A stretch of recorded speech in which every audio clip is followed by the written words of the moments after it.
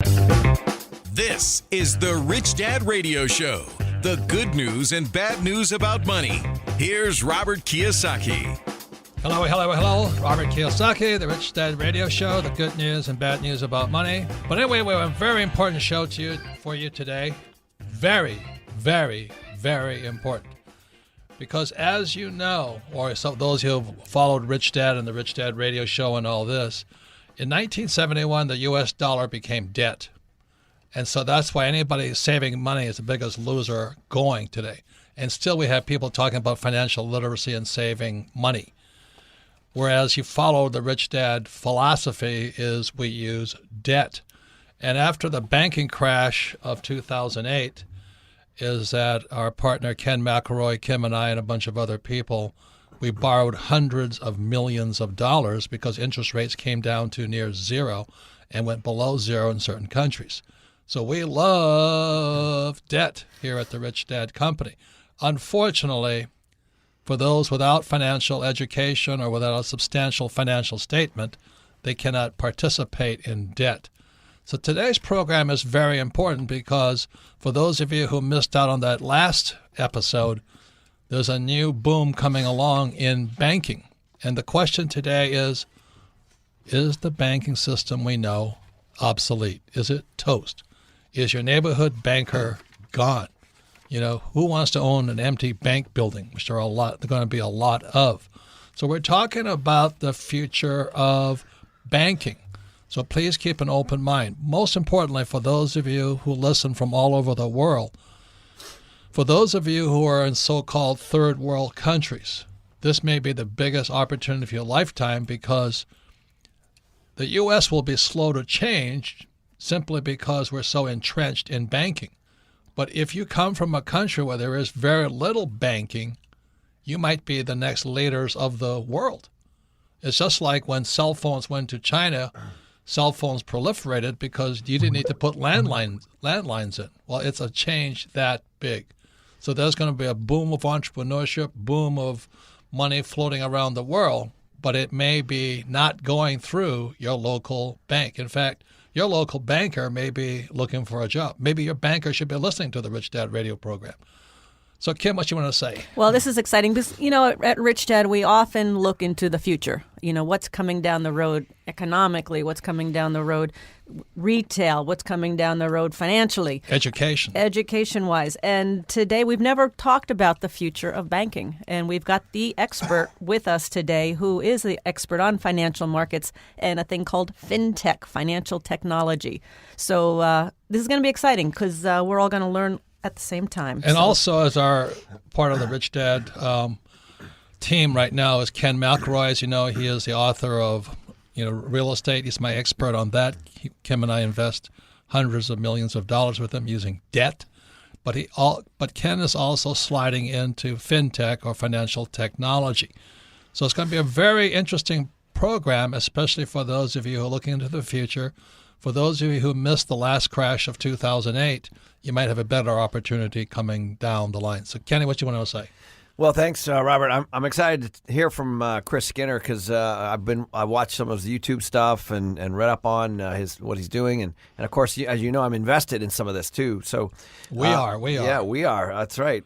This is a very, very exciting topic. You know, we borrow millions, hundreds of millions of dollars, and I've watched I'm looking at these corners because these banks, they're going to be gone. They're going to be there's going to be prime real estate, prime real estate corners around the country. There are, and everything's going digital, just like the record store or the travel agent. And so this is just, or the airlines. It's just one more thing. So our guest today is Chris Skinner. He is the author of Value Web and his other book, Digital Bank: Strategies to Launch or Become a Digital Bank. In other words, can you become your own banker? And we've all heard of PayPal and what's that other one, Bitcoin and all this stuff. So that's why for those of you who are into the future of money and banking, this is your program. Welcome to the program, Chris. Hey, thanks, Robert, and hi, Ken and Kim. Hi. Hey, Chris. Thanks for joining us today. You're in London, correct? Yeah, a little bit cold and muggy here, but there we go. You got to come visit. So Chris, let's start. What is fintech? Well, I've worked my whole life in technology in the banking markets with companies like IBM and NCR. But what's been happening recently is that thanks to the internet and mobile and the easy way in which it's capable of deploying services, a whole raft of new companies have begun creating very specialist financial service pieces that are based on internet-based technologies. And that's really what we mean by fintech, financial technology that's internet-based. And a good example is companies like Square, who you may be familiar with, and they allow you to take a payment on a tablet or a mobile phone using a little dongle. Or there's other companies that you mentioned, PayPal you mentioned is one of the fintech companies. Again, internet-enabled payments. But there's been about $100 billion invested in the last 4 years in these companies, and a whole range and raft of different specialist companies like Lending Club, Sophie. The list is a long list that are doing amazing things on the internet-enabled financial network, which is radically different to what the banks have been doing. So what would you say to people like Ken, Kim, and I who are kind of old school? We still go talk to our banker like Kenny does, because I don't have the horsepower to borrow that much money. He speaks their language. Where a lot of people come up to Kenny, Kim, and I, and they say, well, I can't get a loan. And I just don't know what to say to them. But Kenny, you do this all the time, right? You're always talking to your banker about a loan, right? More money, more debt.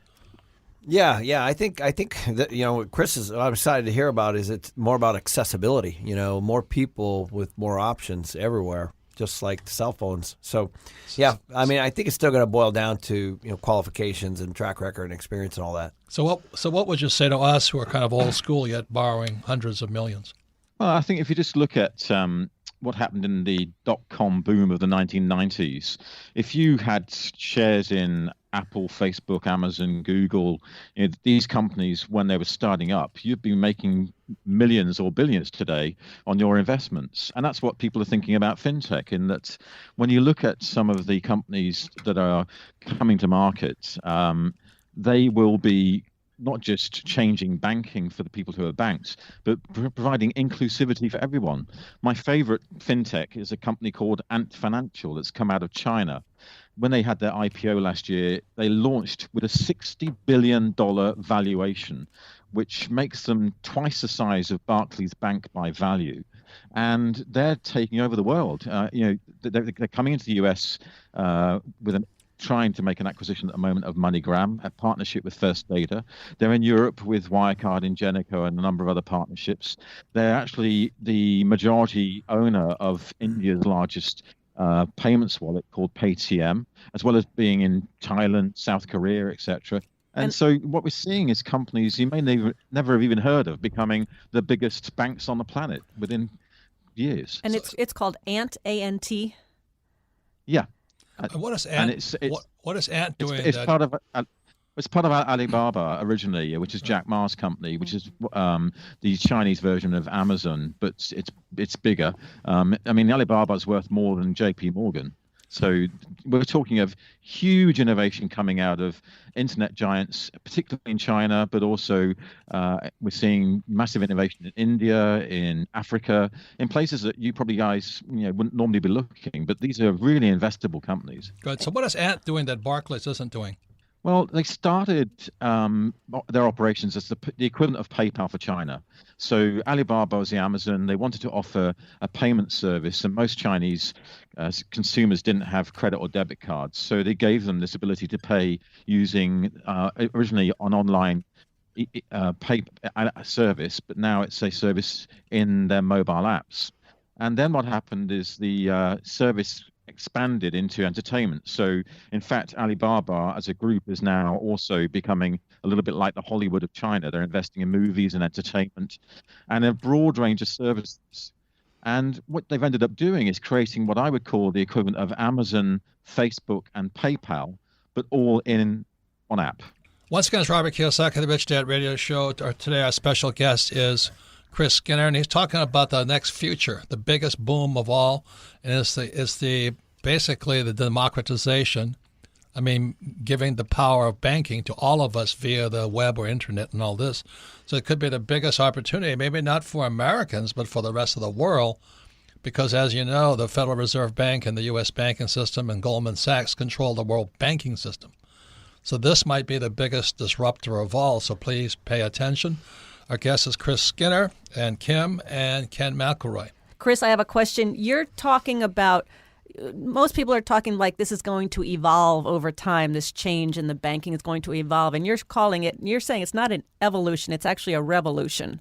Yeah, I mean, there's several reasons why I say that, and the main is that the digitalization of everything is happening. You keep hearing about robots, artificial intelligence, etc., and all these technologies are changing industries fundamentally. I mean, if you look at the shopping malls of America, they're becoming ghost towns because everyone's shopping online at home. And we're now seeing that coming into banking, because banking was built for the physical distribution of paper in a localized network focused upon buildings and humans in branches. But now you can digitally distribute data as money globally through software and servers and algorithms. And that's pretty much what the Bitcoin phenomena has been. I mean, Bitcoin is now rising to a value of almost $2,000 per coin. Just a few years ago, you could have bought them for $2 per coin. And this is because of the word you used, Robert, earlier, the democratization of money. We're seeing the rise of every opportunity to think about things differently in value exchange using the internet. And the banks have to completely re-architect themselves to be internet at their core, or digital at their core, depending on the phraseology. A lot of people say digital core, but I say internet core, with a digital structure that's then questioning where you need buildings and humans. There will be some needed, but I hate to tell you that about 80% of your Main Street branches will disappear over the next decade. That's going to be a lot of good real estate coming available. Ken, what do you want to say? Yeah, hey, thanks, Chris. So, Chris, as I was reading some of this fascinating stuff, I kept seeing, and of course I've been reading about blockchain technology. And I was hoping maybe you could What talk technology? Blockchain technology. Blockchain. Yeah, Blockchain. which is kind of what is going to enable this. Could you talk a little bit about that? Yeah, it's quite a complex technical area, but making it really simple, it came out of Bitcoin. And basically, when you buy or sell a Bitcoin and use it, it gets audited on a ledger system, a database. But that database and the recording of the transactions on that database takes place through the internet. And so as long as all of the network connected to the Bitcoin ledger says that that was a proper transaction, then it's recorded and you can trust that it did take place, because the majority of all of the PCs on the network say that's a transaction you can trust. And what's happened is that technology is now spread into another phenomena. And what's happening is these are all digital currencies that are using blockchain to record transactions. Now what's happened is not just recording transactions of monetary exchange, companies and governments are realizing we could use that to record other things, like the sale of houses as a land deed registry, where digitally recording that sale of a house is going to be far more trustworthy than doing it through lots of lawyers with lots of paper documentation. I love the sound of that. record deaths on it. Yeah. Okay, once again, it's Robert Kiyosaki, the Rich Dad Radio Show. We're talking to Chris Skinner. He's author of Digital Bank and Value Web. For all of you who want to know what the future of banking and money is, this is your program for you. So since I am a Technosaurus Rex, when we come back, I'm going to ask Chris my very simple concern here.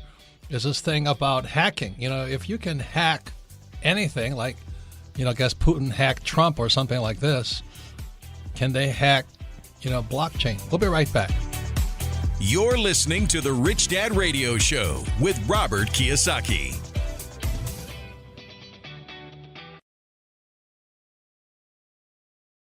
Thanks for tuning in to The Rich Dad Radio Show. If you like what you're hearing, go to iTunes or Android, subscribe to the show, and leave a rating and review to help other financially minded people like you find The Rich Dad Radio Show. Thanks for tuning in, and keep on learning. Every business owner and real estate investor needs asset protection. Entities like LLCs, S, or C Corps are vital to protect yourself and your business. Let Corporate Direct guide you through the process of forming a corporation or LLC. Corporate Direct is owned by Rich Dad advisor Garrett Sutton and is Robert Kiyosaki's choice for corporate formation. Mention Rich Dad and receive $100 off a formation. Call 800-600-1760. That's 800-600-1760. Or visit online at corporatedirect.com. That's corporatedirect.com. Financial freedom begins with financial education. Now back to Robert Kiyosaki and the Rich Dad Radio Show. Welcome back, Robert Kiyosaki, the Rich Dad Radio Show, the good news and bad news about money. Once again, you can listen to the Rich Dad Radio program at your time and your schedule through iTunes or Android. And all of our programs are archived at richdadradio.com. Our guest today is Rich Dad advisor Ken McElroy. He's author of ABCs of Real Estate Investing, ABCs of Property Management, an advanced guide to real estate. And the reason that's important is the reason Kim and I love real estate is because we use debt. I mean, our banker is our partner as well as is a tax man in real estate. And our other guest today is Chris Skinner, and the subject today is the future of banking, really. He is author of Value Web and Digital Bank. And I think for all of you who want to know what's going to happen to the future of money and banking and all these two books and this interview with Chris Skinner are vital because money makes the world go around. And I like what Chris was saying. It's the poorest countries, the third world countries, may leapfrog us now with this new digital money. It's the most important program you can listen to because if you have no access to money, you're poor. That's the biggest thing. Any comments, Well, Kim? I mean, this show is great. We're talking about the future of banking, and we're talking about, is this the end of banks as we know them? And as we went to the break, Chris was saying that 80% of banks will disappear in the next few years, which is pretty shocking. So we are really looking at a revolution, as Chris says, not an evolution, but a revolution in the banking world. It's like Amazon I should taking over clarify, banking. Kim, Yes. that I was saying bank branches, not Bank necessarily branches. the banks, but the bank branches, Yes. their physical representation. And the Got big it. banks are buying up a lot of these startups. Is that what you're saying? Yeah, they're partnering with them, they're nurturing them, they're trying to collaborate with them. It may well be that there's going to be some big impact on community banks and credit unions in the US, because if people do morph towards digital devices and services, then you kind of wonder what the community bank's role is. But I personally hope the community bank does maintain their community position, because that's what they're there for, to be part of the community, part of the community. So anyway, being a Technosaurus Rex here, and the reason I like gold is kind of hard to hack gold. And my concern with Bitcoin and all this new technology and banking is, if Putin was hacking into the last presidential election, where he claims he wasn't, and I know the U.S. is hacking into Russia, although Obama denied that. We all know everybody's hacking everybody. So how vulnerable is the blockchain and PayPal and all this stuff to hacking? Well, one of the big challenges is that a lot of what the infrastructure that's been built before 2007 was based on centralized systems. And so a really good example is in India. In 2007, they launched a digital identity scheme where since then they've given 1.2 billion people a biometric digital identity. Now, the problem they have is they've done that all on a centralized database. With blockchain, it's decentralized, distributed across the network in the same way that things like Wikipedia are distributed. So you end up with no single point to attack. So it's much harder to actually hack into a decentralized system than a centralized one, because with a centralized one, you just got one point to go to.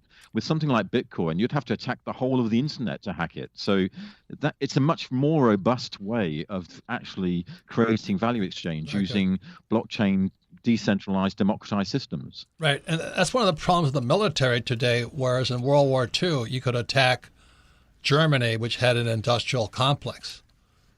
But today, a terrorist could living next door to you with a little cell phone. You can't find them. That's what you mean by decentralized, right? Yeah, and it's this idea again that if you've got something that's digitalized, it's far easier to track and trace than something that's physical. So the biggest laundered money in the world is the US dollar, because $100. there's more US dollars outside America than inside America, and it's used for a lot of drug running and movements of illicit goods and services. When that's all on a digital structure, you can track and trace and audit most of it. So it's much harder to do terrorist activities on a digital network than on a physical network. Oh, that's good news. Well, anyway, also you're talking about this is also kind of a power to the people, because this current banking system is too expensive for millions and millions of people, not only in the U.S. but throughout the world. Kenny, you and I, you're heavily invested in this one technology, right, for the unbanked?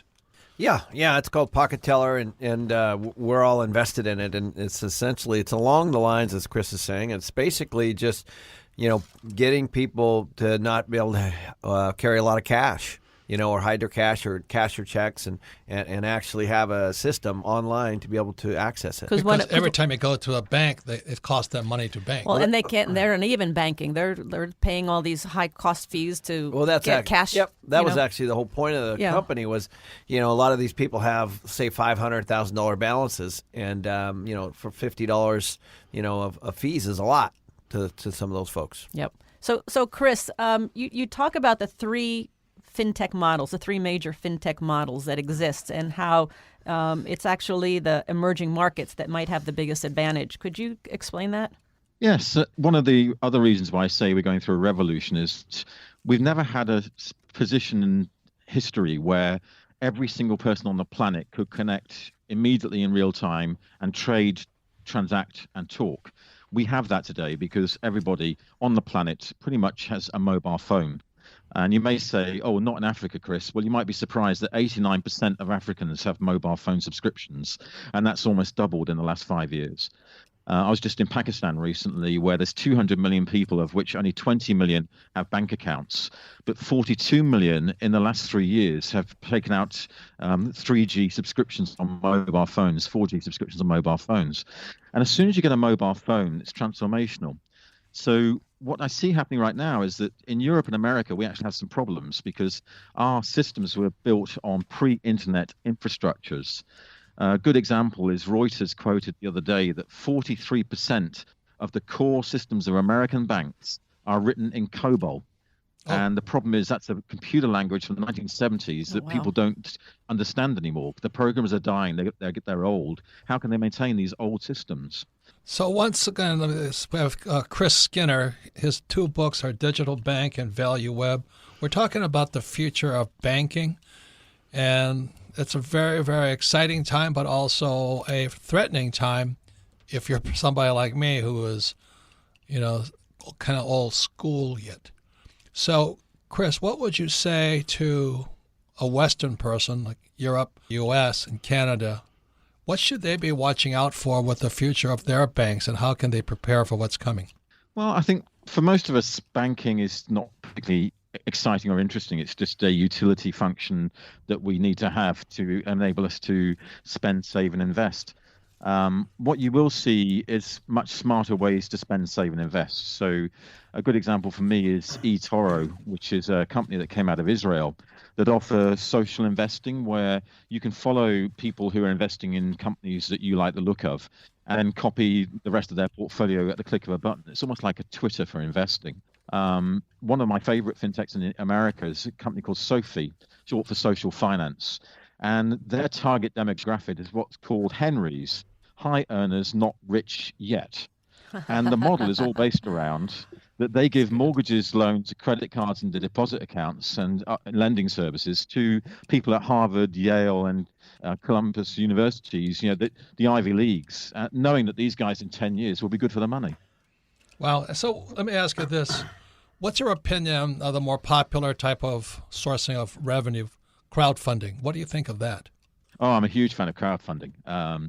There's different sorts of crowdfunding. There's equity crowdfunding as well as project crowdfunding, and Kickstarter is the one that everyone probably knows, which is for creating projects and getting them funded. And the reason I say that I love crowdfunding is that it's changed the business model completely. And if you're a startup 10 years ago, and you want funding, you had to go to the bank, and the bank would ask you a lot of very hard questions, look at your numbers, your plans, your outline, your product, question everything. And if you were lucky, you might get a loan. And then if you got that loan, a lot of that loan would be going into investing in getting the market to be aware of your idea, your new product. What crowdfunding does, particularly project crowdfunding, is you just put your product on a website like Kickstarter. This is my idea, this is my prototype.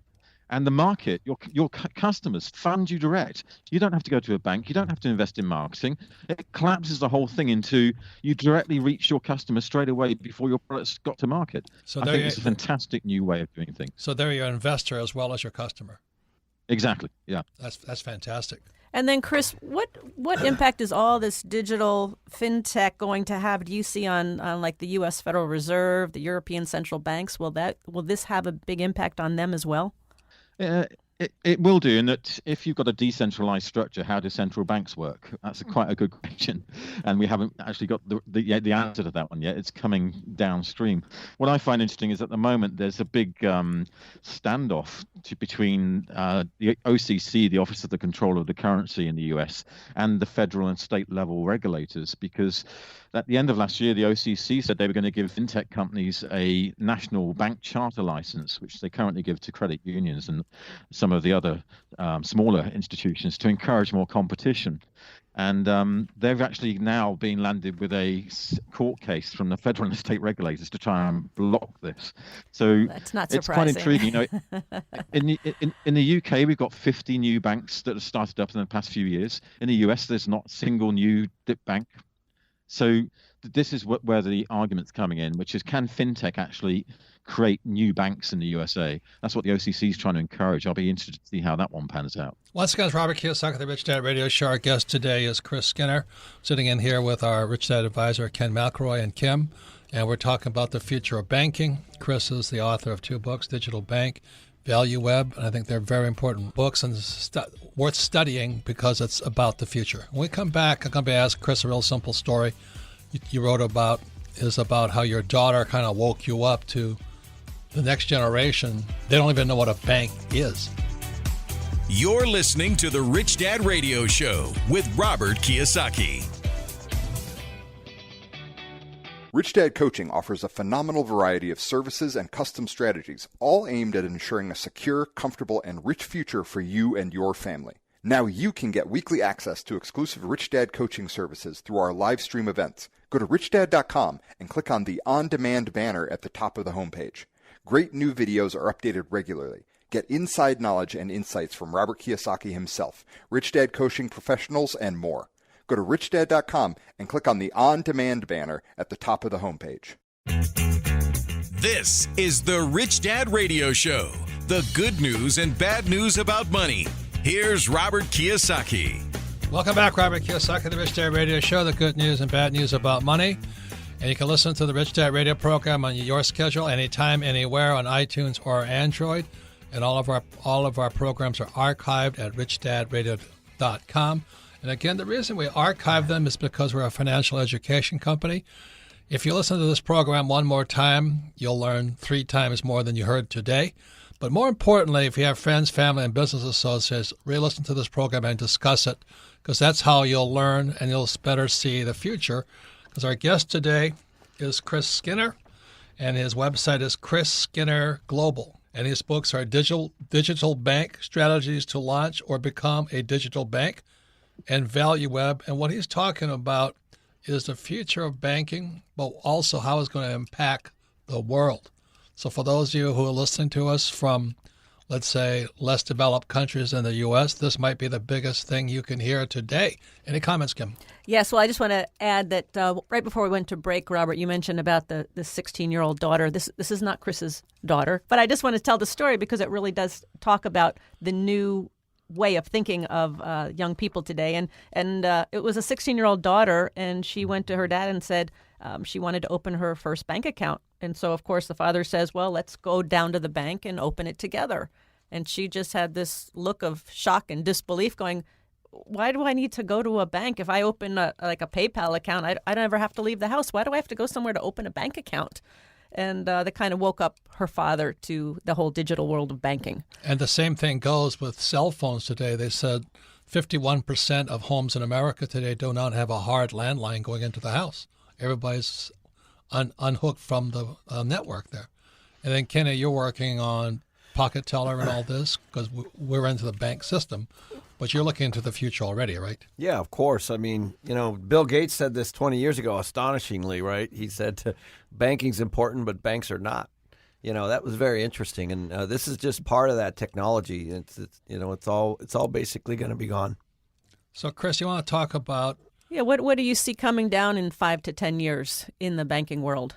Sure. Well, the large banks are already trying to convert themselves into digital structures. Jamie Dimon's shareholder letter from JP Morgan, Jamie Dimon's their chief executive, referenced the fact that they're investing $600 million a year in new innovations in the bank. And this is trying to re-engineer, to change the bank into being a digital bank over the next decade. Let me just ask about that, because you got this big behemoth bank and they're spending millions upon millions of dollars. What does that make sense when you got these other guys that are coming up with these apps that are doing more with less? It's a combination of both, Kim, in that what you'll end up with is JP Morgan investing internally in trying to change the bank at the same time as buying and acquiring and collaborating with third-party fintech companies, which they're already doing, and most banks are doing across the USA and the world. And I kind of, at the end of this, believe that you end up with what I call the open sourced bank. And open sourcing is a technology structure like that's created a lot of the capabilities we see today with our mobile phones, where it's really easy to stitch together lots of different functions seamlessly yourself. And what you end up with is a bank that becomes really intelligent. It will understand your digital footprint, the way in which you spend, save, and invest, and will actually start to proactively, predictively advise you of where you should be looking to invest next, potentially even doing a lot of this for you. So, for example, I talk about the Internet of Things and the fact that your TV, your car, your refrigerator, etc., will all be online because they've got intelligence. Well, that means that they can trade and transact. Your car can refuel itself. Your fridge can restock itself. Your television can organize all your entertainment. This is well beyond Siri for banking, isn't it? Well, yeah, it's kind of. So what's the bank that sits behind all those transactions? How is it going to work? And that's what I'm calling the semantic bank, which is going to be in about 10 years. Everything's intelligent, and your financial services structures plugged into all of that, and doing everything for you proactively without you having to think about it. Well, one more question here was, will Apple Bank be the first new American fintech bank? And you have doubts about Apple getting into the banking? Well, we often speculate whether Google, Apple, Facebook, Amazon will open banking services. Facebook, Google, Amazon have all opened payment services, so there is some impact there. But the real reason why I don't think Google, Apple, Facebook, Amazon are going to open full bank services is because it's frowned upon by Washington. It's not viewed as a good thing to have a commercial operation integrated with a financial operation because of the regulatory risk. So I don't think we'll see them becoming full service banks. I think they'll just squeeze bank margin immensely. And then you say, Chris, with the banks using AI, I mean, their data centers is really what they're becoming. Artificial intelligence. Right. So they're data centers. So are there risks? I mean, there's a lot of talk about risks with AI. Are there risks with the banks using AI and collecting all this data and information on everybody? Again, it would be if it was in a central repository. If it was central. What's going to happen is that the banks at the moment are using artificial intelligence for very narrow functions. Like, I saw an amazing statistic the other day, which I liked, that JP Morgan is using artificial intelligence for its contracts with its corporate customers and saving hours of legal time. And the statistic was that they processed 360,000 hours of legal contracts in 3 seconds. So if you get rid of a lot of lawyers, that's not a bad thing. Oh, we love that. You touch on regulation, and so I'd be interested to know, all these banks seem to be popping up outside of the United States, and this is all moving global, and these banks are obviously going to be bigger than, they're going to rise among bigger than all of these. So what do you think is going to happen on this global regulation platform? Yeah, that's a really good question because it's actually the biggest challenge we have right now. How do you regulate a global economy when you've got nation states? With Bitcoin, for example, it's viewed as a democratized currency that's regulated by the democracy of the internet rather than of any nation state. And there's a kind of friction between people who believe that that's the way the world should run versus those who think, well, if you have a democratized economy, then potentially people can escape the rules that nation states want, such as money laundering, terrorism, drug running, or other illicit activity. We're talking to Chris Skinner. His two books are Digital Bank and Value Web. His website is Chris Skinner, ChrisSkinner.global. And please look into his books. And we're talking about the future of banking and money. But really, it's about good news, bad news, because that's what the Rich Dad Radio Show is about. So this is my question on the good news and the bad news side. It's a big revenue source for banks is the transfer of money. Is that what you're saying? Sure, and this is an area that will have big impact. There's a company right now that's using Bitcoin in the background, so you don't see it as a customer, and allowing people to send, for example, money from the US to the Philippines. And the transaction can take place in seconds and cost about $10 for a $1,000 transfer. Historically, you'd be paying $65 or more for that transfer, and it would take days. And so sometimes a month. This is where we're seeing the biggest impact.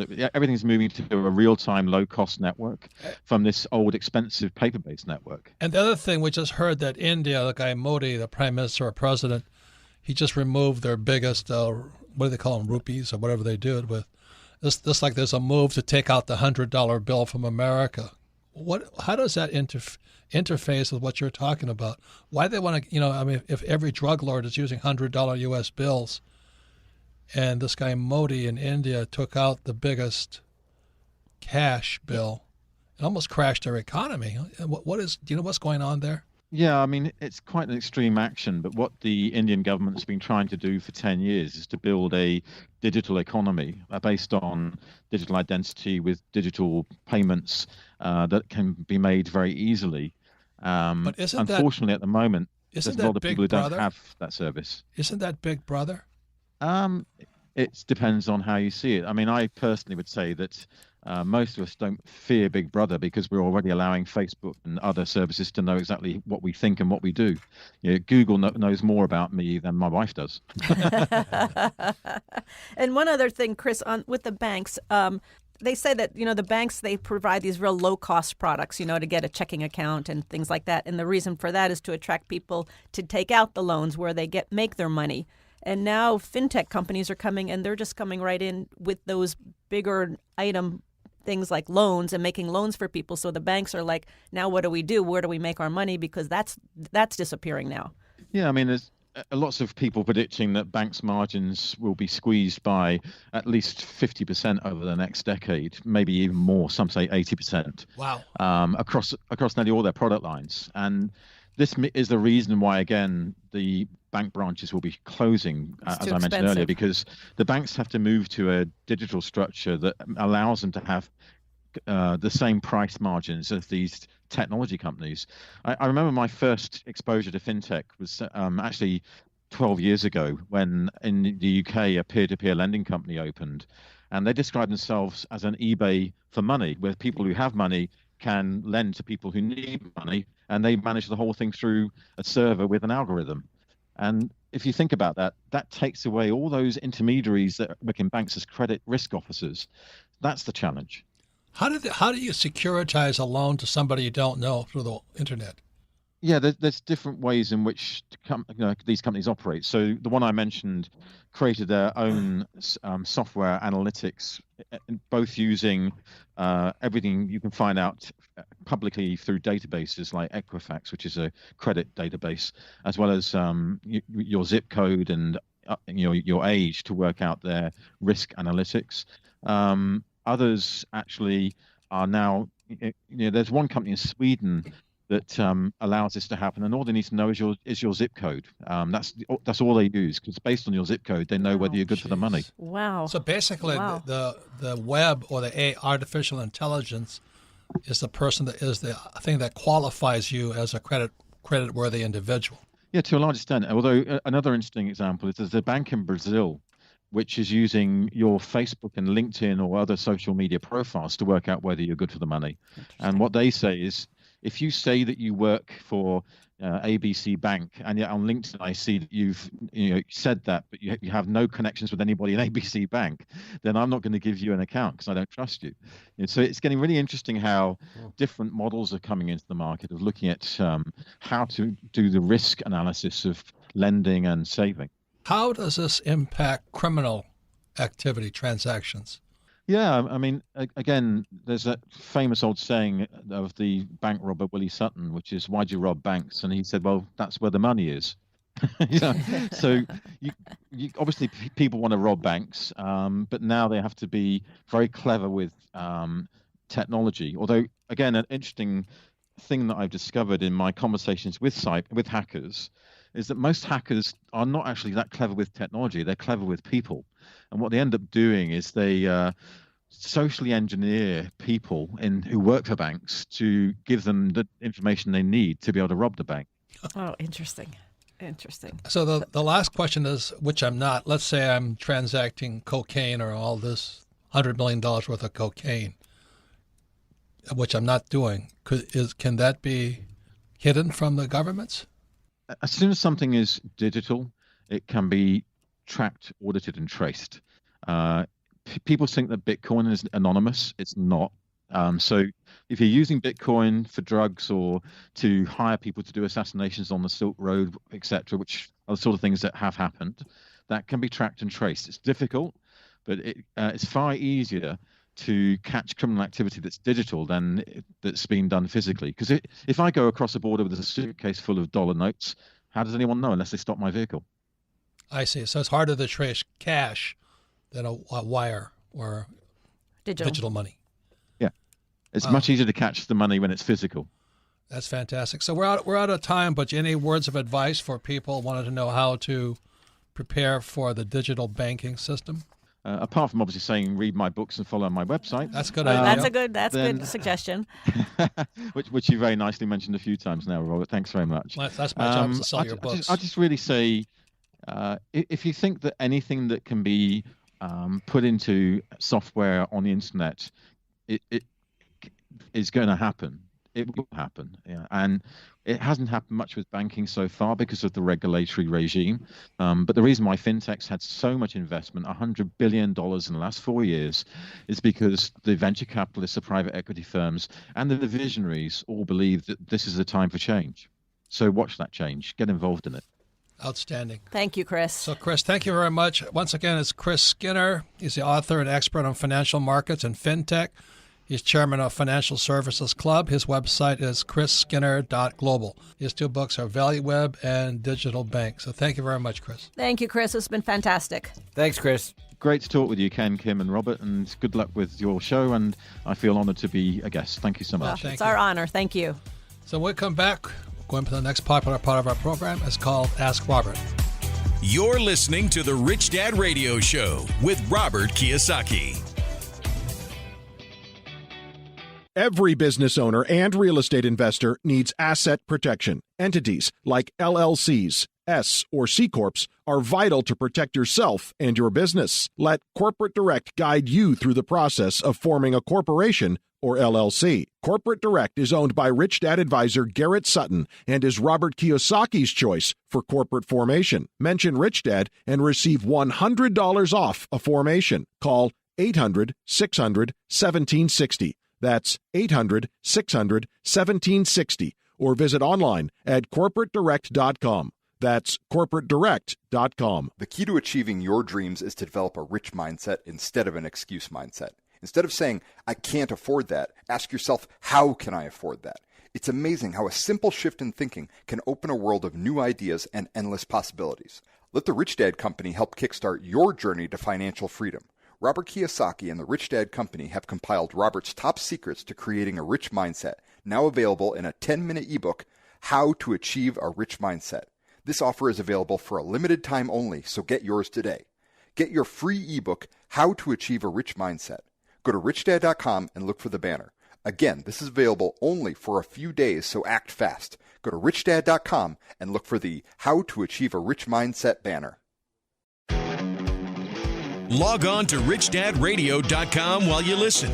Now back to Robert Kiyosaki.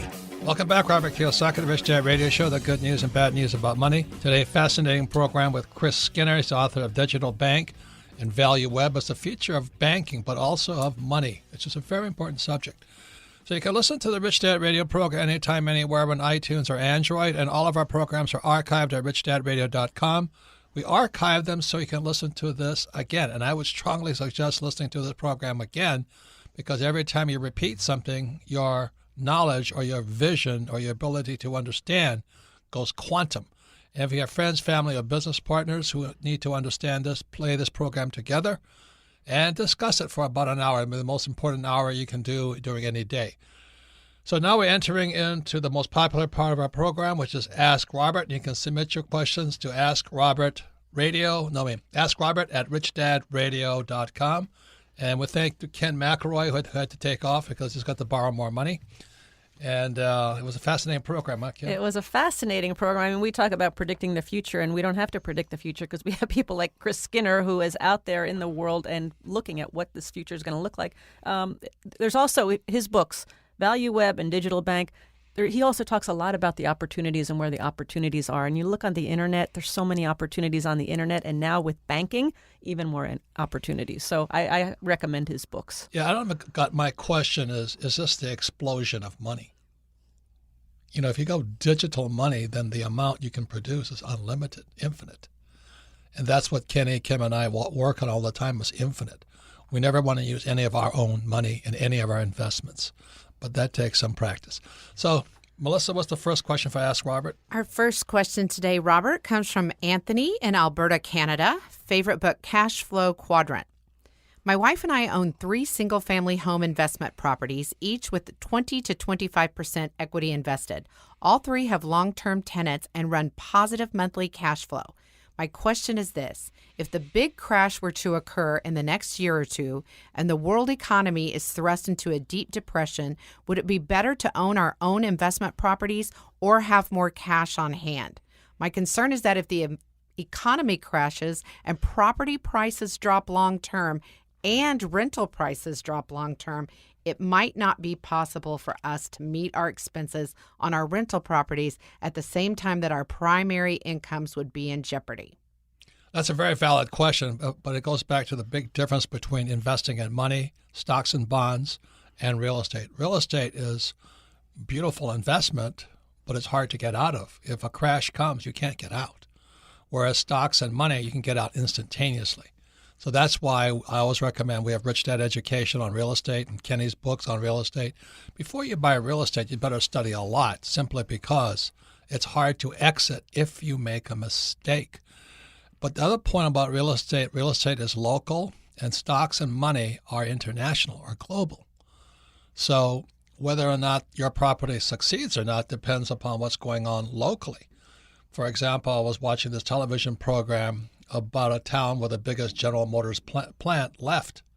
Now, you could have the best location in town, but there's nobody living in it because General Motors left town. So that's why real estate is local and paper assets such as stocks and currency are global, which means that's why I'm glad you listened to the Rich Dad radio program, because those are very valid questions and concerns that Kim and I have and Kenny have as we invest. Remember, stocks, currency, and bonds are liquid. Real estate is illiquid. That's why real estate requires more financial education than stocks, bonds, and mutual funds. Any comments, Kim? I think that's right on, because that's a question that we're always looking towards the future and where's it going to go, and should we be more in cash, and should we pay off property? But it is local. It's a local question, and you got to make that call yourself. I mean, it's the cash flow game. It's the cash flow board game played in real life. That's really what you're talking about. If my property crashes, the economy crashes, I just go back to the bank and I renegotiate my loan. You got to have the guts to go and do that stuff. So most people really don't have Trump's guts, and that's why you should stay in mutual funds. So there's a very big adage in real estate, okay? If you owe the bank $100,000, you have a problem. But for Kenny, Kim, and I, we owe the bank hundreds of millions of dollars. If we go, and Trump is probably hundreds of millions, also maybe $1 billion.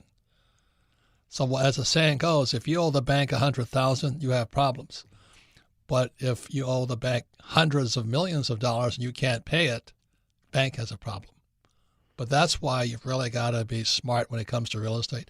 That's why I really recommend stocks, bonds, mutual funds, and ETF and savings for the average guy, because they're not going to study, they're not going to play the game that tough. But it's a very good question.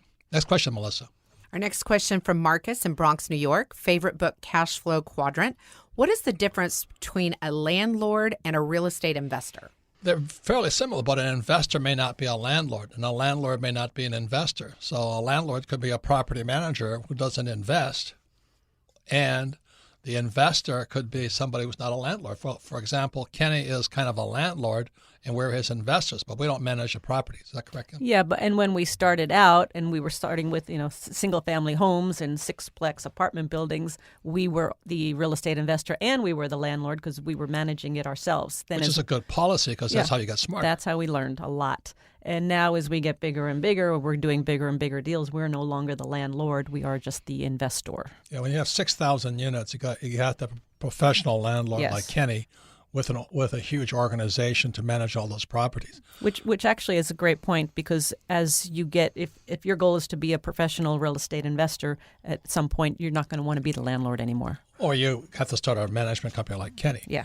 But the point of view here is this: your education is being both landlord and investor if you're starting out, which goes to the previous question about the beauty about stocks, bonds, mutual funds, ETFs, and cash. You can get out quickly. Real estate, you cannot. That's why being a landlord and an investor and starting small are important. Next question, Melissa.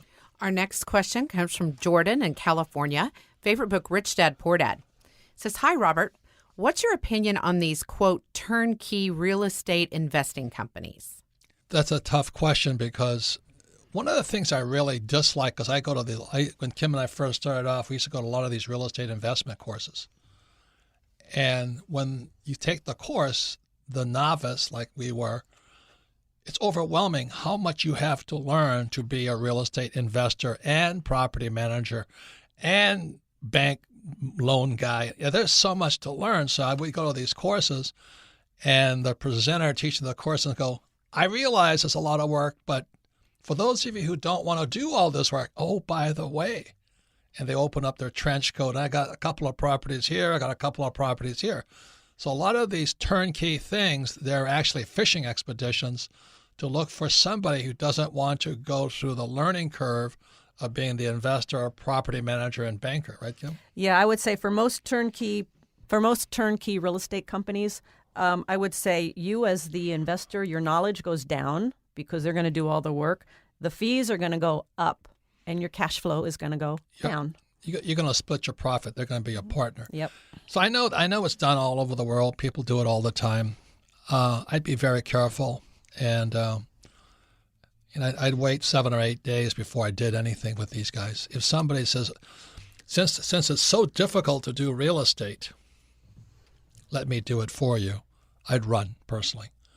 Because when I did my first real estate course back in 1973, my instructor said it very important to me. He says, your education begins the day you leave the course, not what you learn today. And so if you're not willing to learn, which is the Rich Dad's about, then probably a turnkey would be important, but your learning falls precipitously, so is your profit and your earnings. So it really depends upon you. I am glad, and Kim is glad, and Donald Trump's glad, and Kenny's glad. We went through that learning curve of being the investor, the property manager, the bank negotiator, the seller, the buyer, all that stuff, because that's priceless. But most of these turnkey guys are saying, let me do it for you. If you're going to do that, buy one of those stupid mutual funds. So thank again for your questions. These are my opinions. They may not be yours, but my job is to give you my point of view and our point of view and Kenny's points of view, as well as Chris Skinner's points of view today. So you can submit your questions to AskRobert@RichDadRadio.com. And thank you for investing time into your own personal financial education. Thank you. Every business owner and real estate investor needs asset protection. Entities like LLCs, S, or C Corps are vital to protect yourself and your business. Let Corporate Direct guide you through the process of forming a corporation or LLC. Corporate Direct is owned by Rich Dad advisor Garrett Sutton and is Robert Kiyosaki's choice for corporate formation. Mention Rich Dad and receive $100 off a formation. Call 800-600-1760. That's 800-600-1760. Or visit online at corporatedirect.com. That's corporatedirect.com.